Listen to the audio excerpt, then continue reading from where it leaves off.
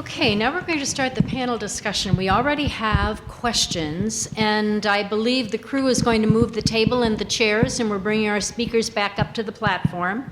And Beth Moransky, who, for those of us who have the privilege of knowing her, knowing that none of this would happen without her, she's an Energizer bunny, and she is always sweet about everything she does.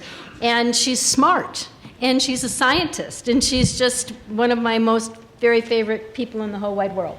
Beth Moransky.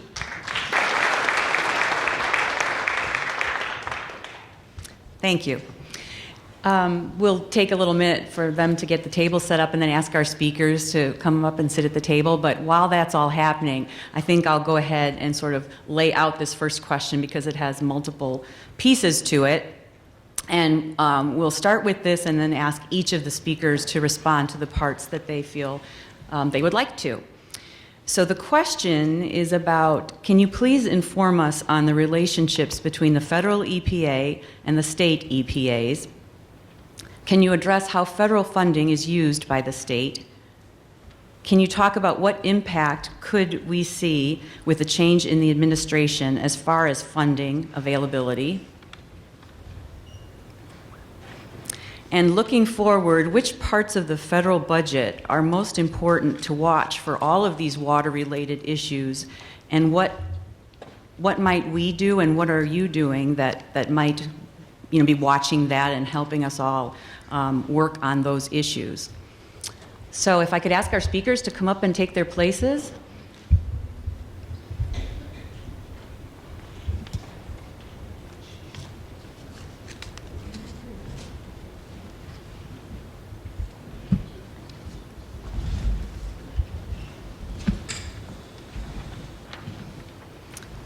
And maybe could I ask that we maybe start with Eugene and then work our way down the table if you each want to take a stab at whatever piece of that you'd like to take. Were you saying you wanted me to start? I was starting with Jean, I thought, and work our way down. So, I guess at the state level, at the state level, I'm not sure what to suggest. Because you guys know from picking up the paper every day what it's like in the state. I think what we all work toward in agriculture is a self-sustaining ability to have dollars to address these issues by making it profitable for farmers. Some areas can get you into kind of a merry-go-round if you rely on federal funding or state funding to plant your cover crops or do your nitrogen management or get cost share to do this. And then if the money goes away, then people don't value sometimes what that brought. So that's just kind of the perspective of our organization, is to try to make this all economically feasible so that we don't have to depend, on government support for some of these things, especially when it comes to nutrient management.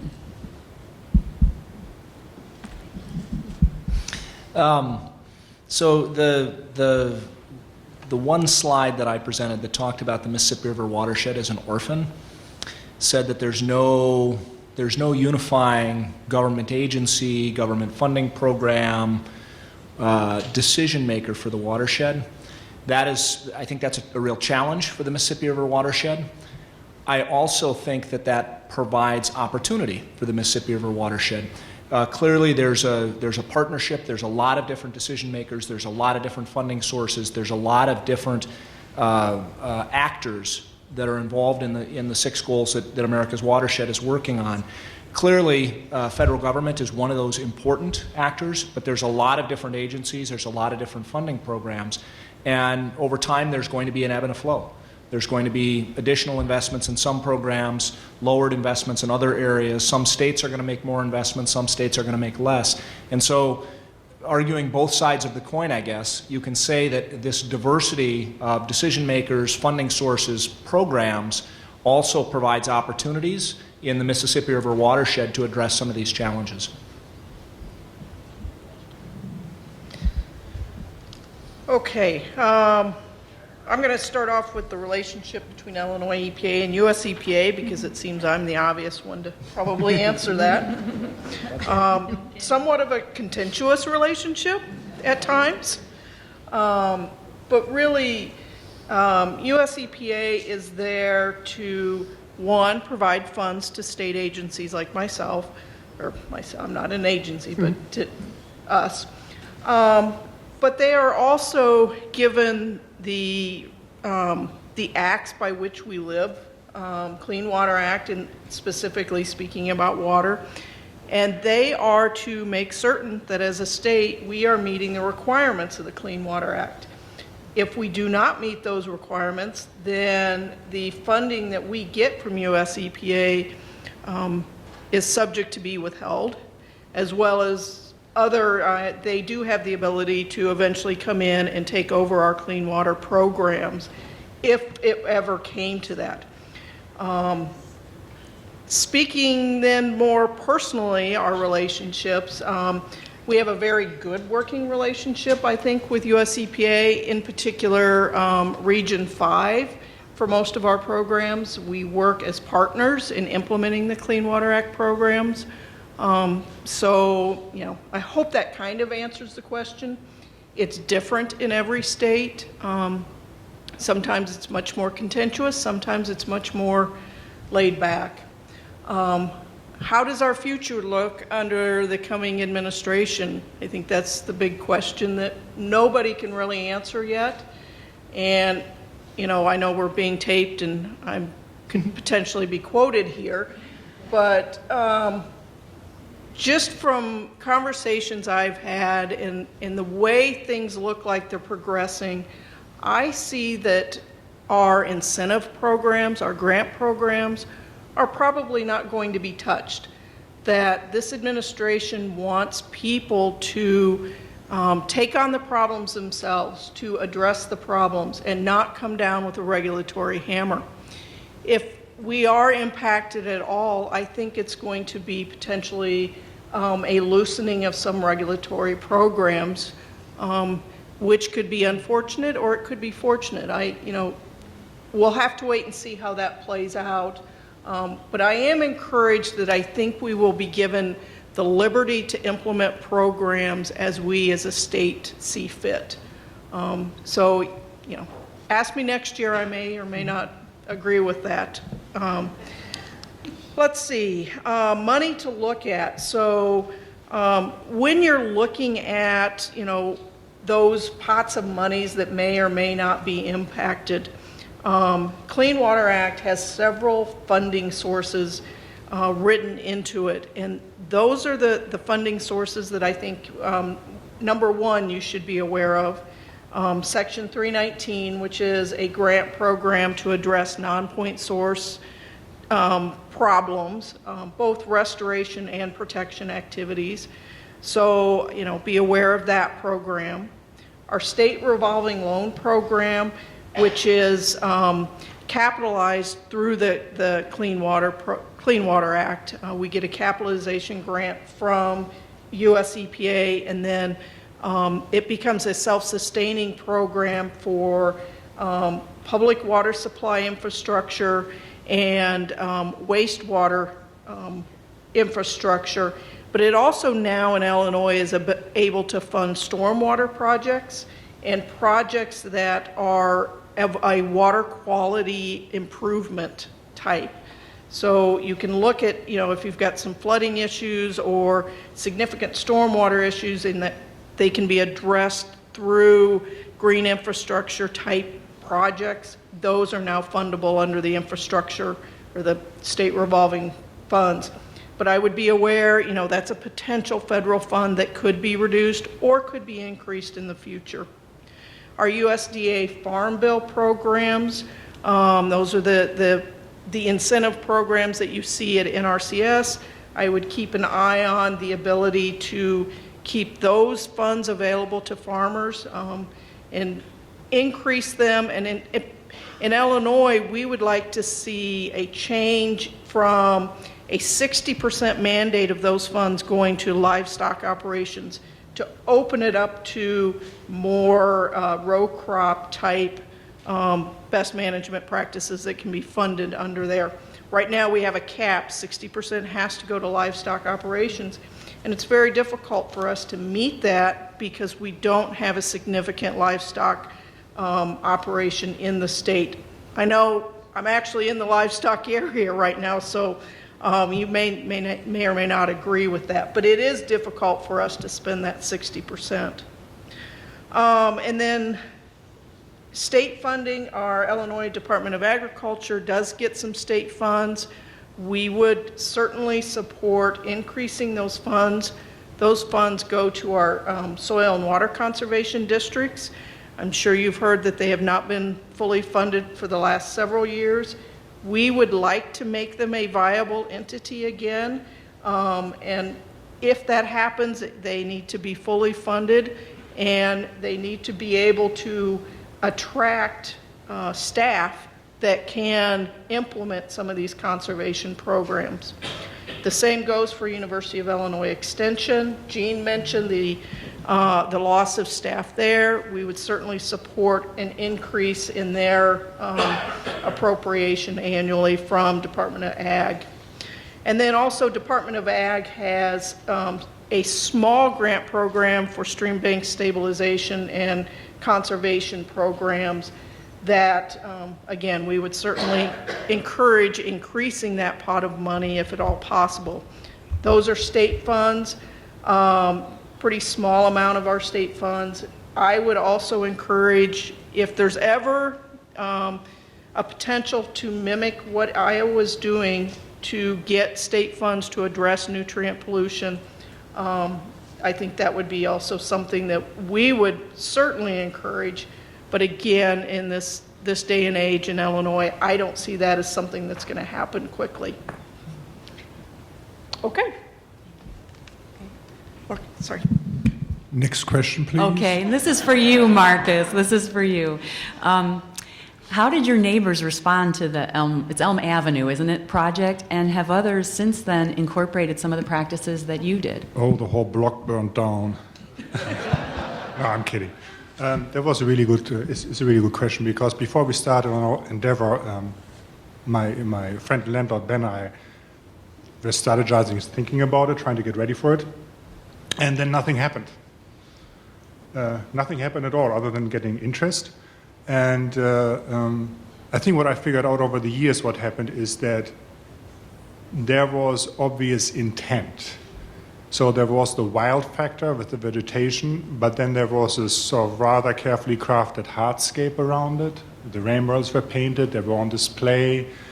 So there was the right mix of the level of wildness with the level of intent, which made it acceptable, at least as far as I know. At the very beginning, my neighbors across the street told me years later, the alderman stopped by there and inquired on what was happening across the street, and they were kind enough to tell him, don't worry, everything is okay. So there was obvious concern out there, and then, nothing happened for about 3 years, and then I got the inquiries from the neighbors on, where do you get your rain barrels? Where do you get those pavers? So that was, after about 3 years, the reaction that we got. But again, I think it was because we sort of purposefully went about it and made sure there was a level of intent in the whole system that was obvious, and thus made it acceptable. Thank you. So Amy, you talked about the urban runoff. Under what circumstances can urban runoff be treated as a point source? Is that what you were saying, that it can? Yeah, so under our National Pollutant Discharge Elimination Program, NPDES, which is what regulates the point sources, the wastewater treatment plants and the factories. US EPA has now included stormwater for large municipalities under that program. It's called an MS4 program, Municipal Separated Storm Sewer Systems. So those municipalities that are large, 100,000 for either the municipality or its surrounding area, are now covered under an NPDES permit and have to meet 6 minimum elements that are outlined in their permit. Okay. Thank you. Jean, are the seed companies involved? Monsanto? Is it Bayer? I don't know. Yeah, are they doing anything to assist with nutrient reduction? Are they participating in this whole conversation? The technology that's gone into the seed industry in the last 15 years is phenomenal. So their investment in improving hybrids that are better utilizers of available nutrients, better users of water, whether it's excess water or drought, is pretty significant. And when I showed that increase in corn yield from 157 to 200 bushels per acre on average today in Illinois, the vast majority of that is due to improvements in technology in the seed industry. So while they may not be directly involved in making nitrogen recommendations, they're very focused on improving nutrient utilization and grain quality and utilization of what's in the environment to produce that best crop, the best ear of corn they can or pod of beans they can for the farmer. Standability, everything. So there's a significant investment in the seed industry on this and continues to be so. There's a lot of mergers and acquisitions going on between Dow and DuPont and Bayer and Monsanto, but I see that continuing, and they have to get all these traits approved by the federal government, whether it's a pesticide that they might make or a seed, all has to be approved and tested, and so they'll put tens of, if not hundreds of millions of dollars into these products before they ever make it to the marketplace. And so, we really applaud their efforts to continue to invest in that technology, so the answer is yes. Oh, thank you, Jean. Jordy, with the work that you're doing, do you know, has any group or agency considered removing man-made river restrictions, the dikes, the levees, the flood walls, and reclaiming the floodplains along the Mississippi? Is that part of the conversation that's taking place? And would that help with sedimentation and removal of nutrients and flooding? So I think the safest way for me to answer that is I'm sure that is something that's being considered by some communities in some places for some circumstances. It's not a project that I get directly involved in. This again, it comes back to the conversation. When America's Watershed Initiative was set up, we did not want to get involved in specific local or something within each basin, because there's a lot of different organizations and communities that are working on things there. We're trying to work at a larger scale. That said, as we are looking toward best practices and recognizing innovation, we are talking to people, we're talking to local governments, we're talking to levee districts to say where are there some good examples of flood control and risk reduction, but also habitat enhancement, recreational improvements. Where can we find some of these good examples? So ask me in 6 months, and I'd probably be able to say, okay, here's a couple of communities that are looking into that or are implementing that as part of their strategy. But I can't give you a specific answer right now. I know it's being evaluated by different places for different reasons, but I can't give you the specific examples right now. Thank you. Marcus, can you compare the costs of permeable paving materials to typical paving surfaces that we use? Yes and no. Let me start with yes. Yes, I can. Let me think. I think asphalt and concrete ranges anywhere from like $2 to $5 per square foot. And if you use porous pavement at the residential scale, you're possibly looking at $10, $12, $14 per square foot. That's the yes part. The no part is that if you look at how asphalt and concrete is constructed and compare that with porous pavement, then it's an apple to orange comparison, because the quality of the porous pavement construction, just by the virtue that you plan on storing water in the system, you have a deeper base, you have a significantly superior constructed pavement than you ever have on asphalt or concrete. And these porous pavement systems usually outlive the concrete and asphalt systems by, God knows, I don't know how much, 2 times at least, 4 times, 6 times. I mean, there's systems in place back in Europe that are now, they have been 16 years old, not touched. The other beautiful thing is they're modular. Like, you need to put the pipe in somewhere, you take the pavers up, you excavate, you put your pipe in, you put the base back down, you put your pavers back in. Nobody would ever know you took anything up. No patching, no nothing. So it's a hard comparison to make, because we are so focused on the short, immediate cost, that usually is sort of off-putting if you look at the $4 versus $10. But then again, I would urge you to consider the other aspects of it, which is the longevity and the quality of the system you get.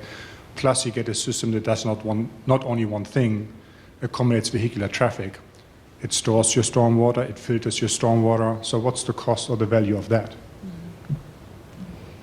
Thank you.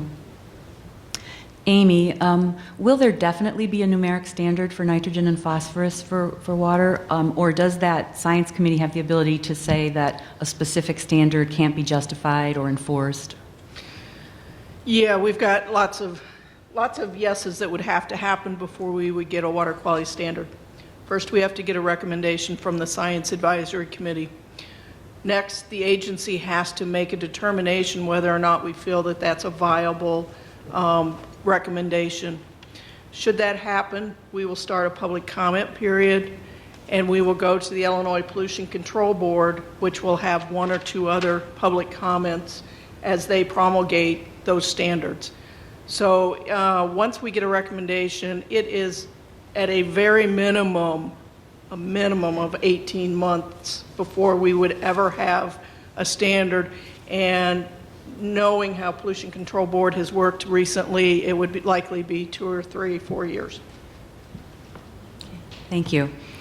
Jean, does the corn that's used for fuel count when you're talking about feeding the world? Is that, or how do you explain the breakdown there? Is that a trick question? Well, I guess when you look at Illinois is a state that, because of our river system and because of our soils, we're a major exporter of both corn and soybeans. And as Amy mentioned, we have a livestock industry, but it's nothing like many other states. So the vast majority of what we grow in Illinois becomes exported for food. Some of it does go into the ethanol industry. That's a specific type of corn, though, also. It's designed for ethanol production versus for a food commodity crop. That's probably not I guess when we say food, fiber, and energy, the agricultural system is not just a grain system. You have stover, you have residue, you have obviously energy from ethanol production. It's all part of, I think, the whole balancing act, and ethanol's been an important thing for the corn industry. There's no question. It definitely put a very good basis for corn prices in the Midwest when the ethanol industry came about, and that goes through peaks and valleys as the renewable fuel standard gets debated every year. I think those of us in agriculture feel like it has a place. It's not 100% solution, and we definitely want food produced from our grain too, but if we have the capacity to not use more inputs and still be able to produce both food and energy, then it makes sense from a resource standpoint. And when you have a state, if you guys have ever been downstate Illinois and you see some of the new grain elevators that are going in, it's phenomenal the amount of grain they can move out of this state. I know people don't think about it every day, but we are so blessed with our river system. It gives a great basis to the farmers of Illinois. The guys in Nebraska and Kansas that have to drive 50, 60 miles to get to an elevator that can get on the river do not get paid for their corn what we get paid for our corn in Illinois. And so the industry in Illinois, I think, is real interested in just keeping up, supporting that diversity for our growers, to have the market for food, for local consumption. We have a lot of guys grow specialty white corn for Frito-Lay, non-GMO corn, non-GMO soybeans. It's not all mass-marketed corn and soybeans like you might be led to believe. There's a lot of diversity in our agricultural production system, and I think, to the comment that everybody made up here, that's important for sustainability, to give the farmers access to all those different markets so that they can figure out what's best works for their operation. Thank you. Jordy, was the U.S. Fish and Wildlife and was FEMA involved in your coalition? Are they part of the group? And what federal agency or agencies do you think are most likely to take an active role going forward with the work that you're doing? Well, I'm sorry, what was the second question? What federal agencies do you think are most likely to be active in the work you're doing going forward? I thought you said which favorite federal agency. I'm like, I have 3 children and I love them all. I wouldn't do that to you. I have 2 daughters and a son, and my one son says, yes, but I'm your favorite son. I can't really argue against that. Yes, Fish and Wildlife was involved in our report card process, as was FEMA. We actually used some data sets from FEMA as we were developing the report card project. When we traveled around the watershed, we had a lot of these workshops, we had a lot of these meetings, we had webinars and so forth. We not only had participation from managers or program leaders based out in Washington, we oftentimes had field staff And so on our webpage, actually, there's a specific link that talks about the process of developing the report card. And if you click on it, you'll actually see that there's a list of organizations. And it's important to note that we will have, just as an example, staff from the Rock Island District of the Army Corps of Engineers. And we'll also have staff from the Kansas City District of the Army Corps of Engineers. It was similar with Fish and Wildlife, because different people, even if they're from the same parent agency, are going to have a different perspective on their part of the watershed, on some of the issues, challenges, and opportunities that they're facing in their areas. So yes, both FEMA and Fish and Wildlife Service were involved, and different facets of their agency in our report card project. Moving forward, I can tell you that different agencies approach this report card project differently. We've had briefings. We've been asked to share this information and talk about the report card, talk about the process and the collaboration. So we've been invited to Washington. We've shared information with the USDA Secretary's Office. We've shared information with the White House Council on Environmental Quality, with the White House Office of Science and Technology, with the Mississippi River Congressional Caucus, plus the Army Corps of Engineers headquarters. So those are just in the last, that's just in the last probably 5-6 months where we've had those types of meetings. I know we're going to continue to be asked to share information as we start to gear up toward our next report card project. And again, different agencies are going to look at the data sets and the project differently to try to get their needs met by this collaboration. But that's just a handful that have already been actively, seeking our input and our information from the report card. Thank you. So I have one more question for each of our presenters. Marcus, I'll start with you. Does a green roof provide a significant insulation value? I don't know about significant, but it does provide insulation value. We're getting to physics here. If the green roof is dry, it has a lot of void space, which means air, and that means it has good insulation value, yes. If it's wet, saturated, then that airspace is gone, so the insulation value goes down with it. So, short answer, yes. How much? It depends. Thank you. Amy, monitoring is expensive. What can be done to reduce the cost of increased monitoring? And are there some cheaper, simpler methodologies for testing available so that we can increase the testing to get more useful and more current data? Wow. I think that's one of the things that the Monitoring Council is looking at, is how do we coordinate efforts so that we're not duplicating monitoring in areas and we are getting greater coverage over the state of Illinois. Therefore, leveraging our programs. Research is always out there to look at how can we make things quicker, faster, cheaper, and get the data, the information to scientists more reasonably. So I don't think I have an answer, but I know that's a question that all our monitoring folks have and are considering. Thank you. Jean, talking about tiling, the question is, would it perhaps make more sense to encourage farmers either via cash incentives or regulation to not drain the wetlands and have them in place, it says, to mop up nutrients from surrounding fields? So maybe selectively, but... Right.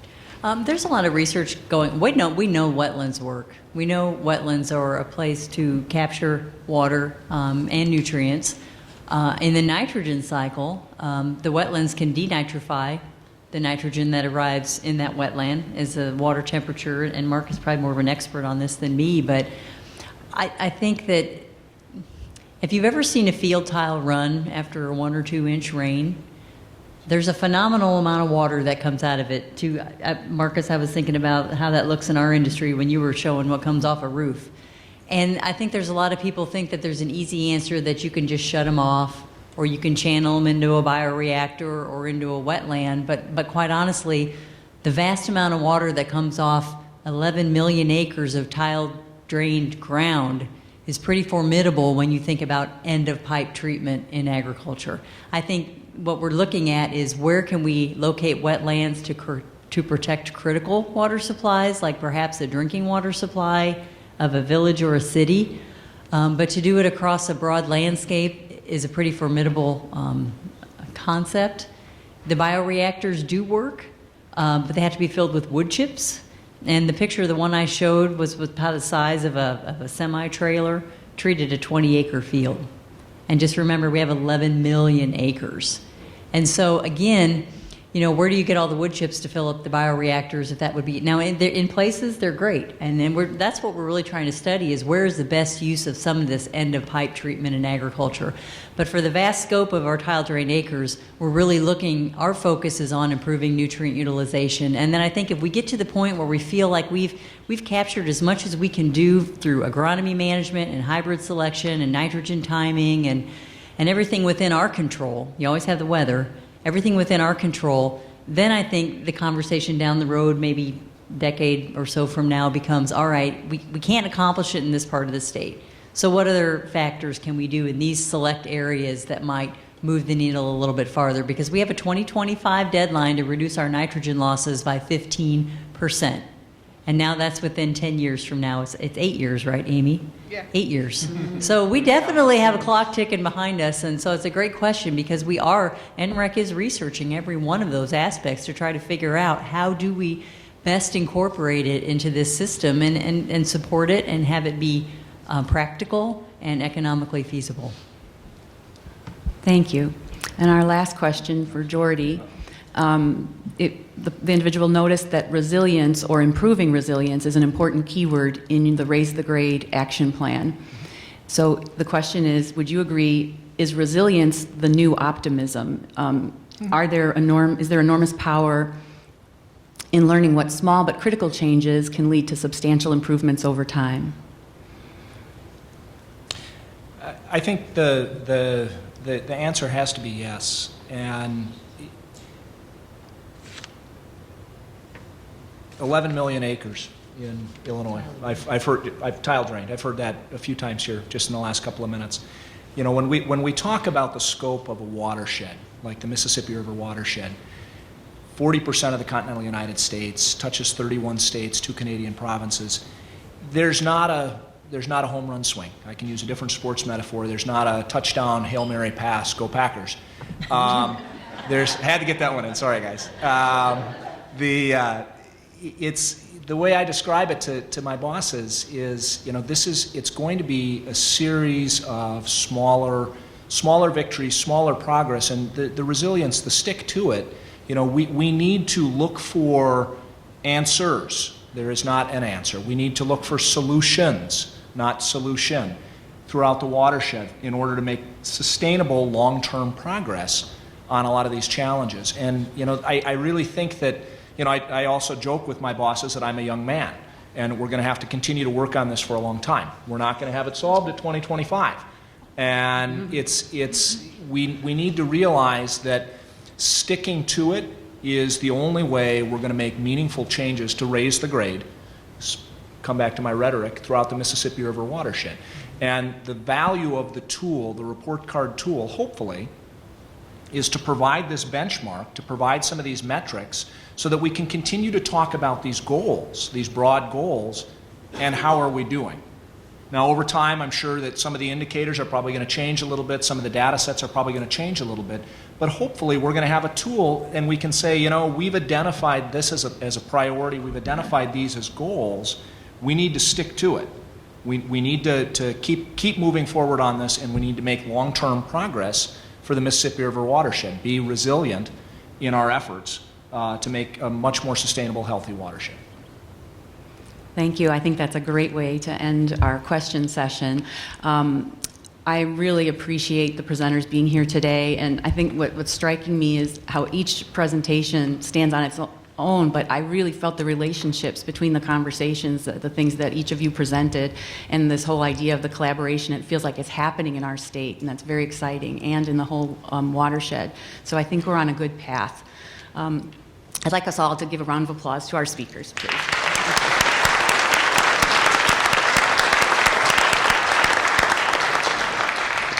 And if your questions weren't answered, I know everyone's watching the weather, but maybe some of them will be here through lunch if you want to try and talk to them one-on-one.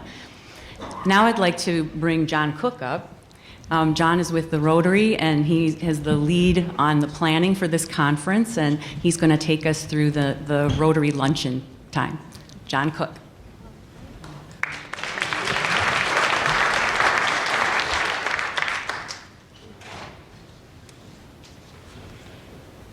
Well, I only have 3 things that I would like to touch on, but maybe just to start it off, since we're headed into the lunch hour, I would remind you that the potties are up the street from here. Those of you who have not visited might want to know they're up the hall. It takes a team to put this thing together, and we've been working on it for about 6 months. And on one of these damn sheets of paper, I got a list of the names so I don't forget them. You've met Bonnie and Beth. Beth is the part of the whole team that kept us out of the weeds, the detailed, because she took care of all of them. Carter Newton did our promotion and advertising work. Kate Miller was the person who handled all the registration. Diane Glockel, I should have said, worked with Kate with that process and has handled the money end of it. And Helen Kilgore is someplace here and has been a contributor to the effort to make this work. And one more comment on my friend Rich Mattis, who started the dialogue way back when, and he didn't live to come to this convention, but his was a life that I appreciated, and I'm not going to miss him because he's with me every day as I go forward. So much for that. Not for him, for that. Andy Willis. Oh, Andy, I knew it. I thought I wrote everybody down. Andy Willis is the guy that made the system for registration work, and he's been a significant part of the process of getting this together. And one of the things that I worry about, he figured out how we could get the money to put it all together. If you don't think that's something, that's my job to worry about.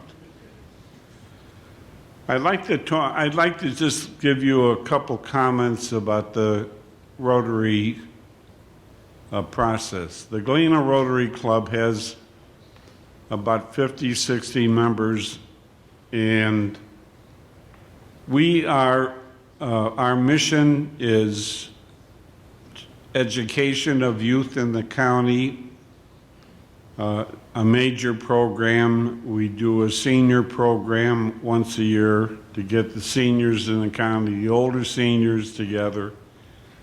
And there's several other programs that we do. The Roundtable is one of them.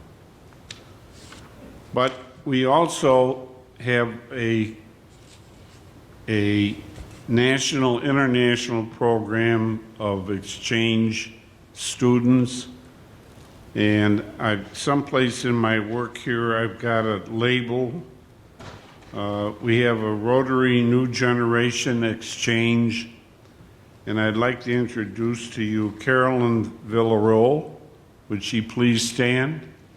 She is from Chile, and she is here.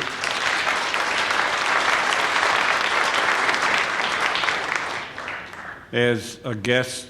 And my understanding is she would like to be a nurse. She'll be here for 3 or 4 weeks in kind of a, what do we call it? The things that the students do? Right, whatever that is. International Rotary may not be the largest social organization in the world. We are in 140, give or take, countries. We have a membership of something between 1.5 and 2 million members. Our club is one such of that. Our work is to concentrate on peace and conflict resolution, disease prevention treatment, water and sanitation, and you will hear something about that from Val Johnson, a Rotarian from Minnesota who came to tell you about that program. Maternal and child health, basic education, economic development, and our major program, Polio Plus. We started in the early 80s with the mission to obliterate polio in the world. And I'm pleased to tell you that so far as we, Rotary, knows, there are only 2 places in the world where there is any evidence of polio.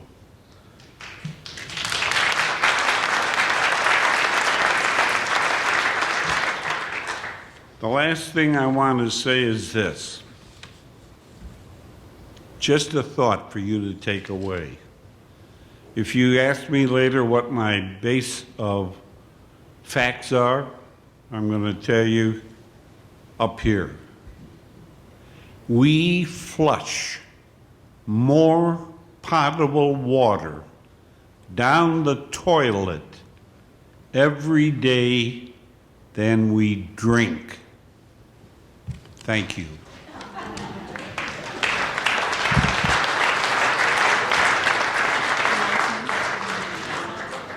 Oh, I have one more. Don't go away. Would Dean Mattoon and Brooke Theron come up, please? We want to mention what's going to happen in the next hour. We're going to be back by 12:30. I will.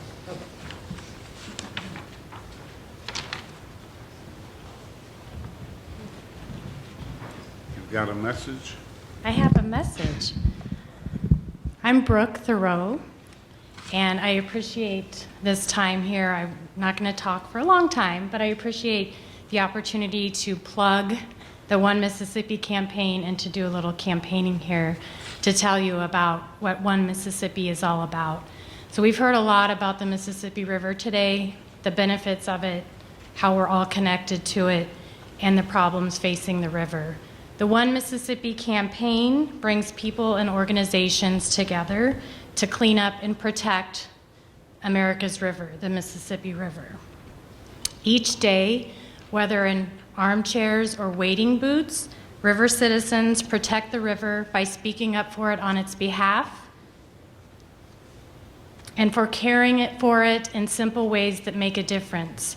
So things that we've heard here today, reducing fertilizer use on your lawns or creating rooftop gardens or rain gardens. These are all things that river citizens can do, as well as voting for officials that promise to protect and take care of our river. You can, as a river citizen, one of the things that we ask is that you also help to spread the word about the campaign. As of right now, we have nearly 20,000 river citizens from all over the country, a couple thousand in Illinois, throughout the state. Many of our river mayors throughout the 10 STEM state region are river citizens. There are farmers who are river citizens, students, and I would love for nothing more to have more Rotary and League of Women Voter river citizens involved in the campaign. So if you could please stop by my table to sign up to become a river citizen. We send about 1 or 2 emails a month, our monthly newsletter, to inform you about issues facing the river or things that you can specifically do. And then sometimes we ask you to sign a petition, and if you're interested, you can do so. We never ask for money. We're simply just asking that people take steps to protect the river. I have brochures at the table. some I'm a River Citizen buttons, and most importantly, we have temporary pelican tattoos. So you have to stop by. Again, thank you so much for giving me this opportunity to speak about the campaign for a minute.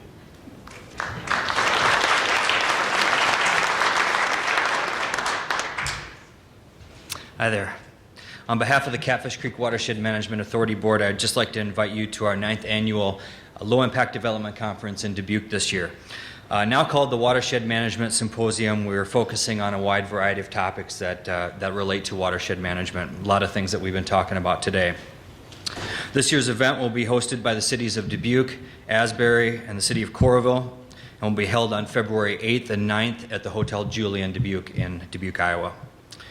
Topics will include things like soil health and soil quality restoration, what's happening with the Des Moines Waterworks lawsuit, water quality monitoring with the Iowa Flood Center, some case studies that we've been doing in not only MS4 communities, but on watersheds within Iowa, nutrient trading, which is just being developed here in Iowa, and much more. Registration is $30 for one day, $50 for both days, and that includes breakfast, lunch, vendor reception on the 8th with drinks and appetizers, and then all of the great program we've put together for you. So flyers are available in the next room. I know we just have a limited supply today, but if they run out, you can go to catfishcreekwatershed.org and you can get the flyer and the registration there. Thank you very much.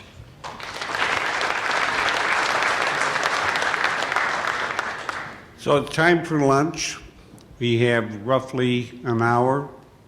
I think the hotel has set it up with boxes or whatever in the side room.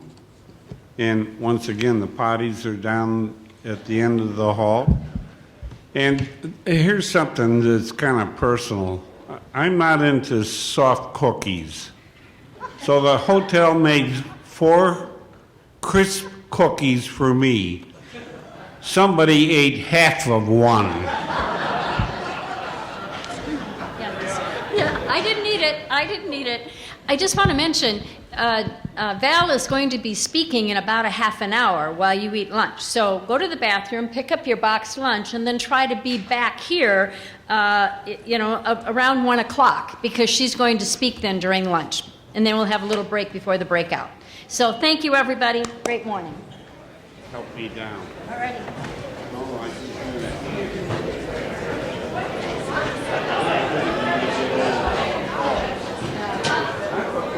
Getting back up.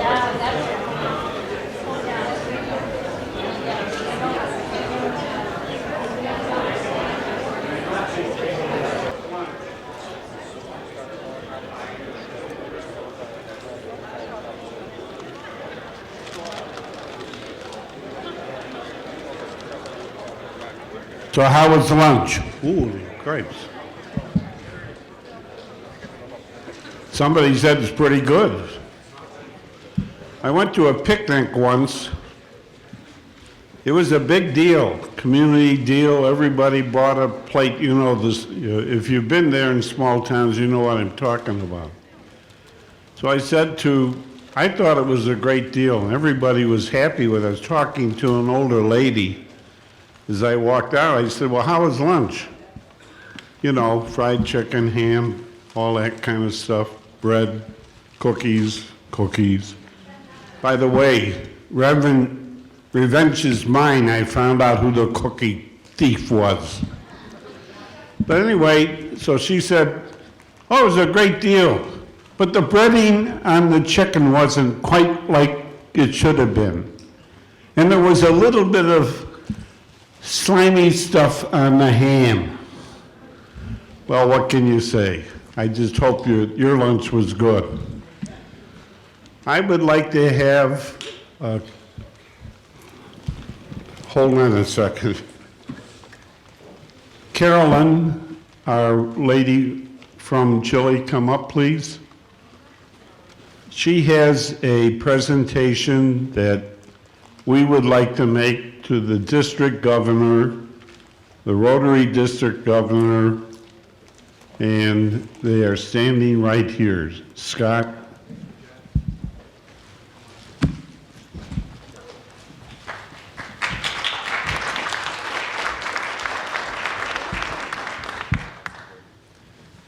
We are thankful to Galena Rotary and to Carter Newton for making this new generation exchange possible in the history of our Rotary District 6420, which spans most northern Illinois, all the way to the Mississippi, all the way to the Wisconsin border, down towards Peoria, and over towards Chicago. This is our first new generation exchange, so Carolina is honored to be here, I suppose, but she doesn't even know why, as our first NGE exchange student. So welcome, Carolina. Oh, a little bit. In Spanish. In Spanish.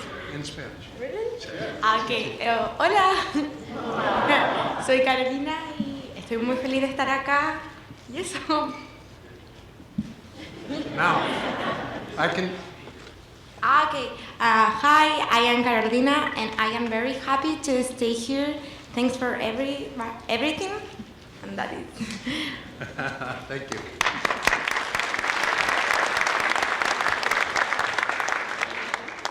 Thank you very much.